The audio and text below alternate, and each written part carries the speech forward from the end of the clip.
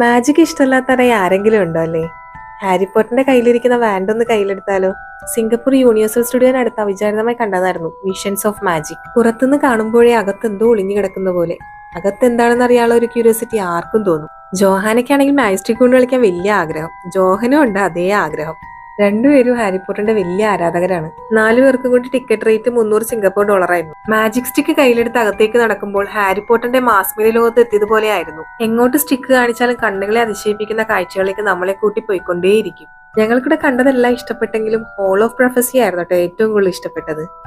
ഇവിടെ ഞങ്ങൾ എല്ലാവരും ഒരു കുട്ടി മജീഷ്യനെ പോലെ മാജിക് കാണിച്ചും കണ്ടു 1 മണിക്കൂർ പോയതേ അറിഞ്ഞില്ല.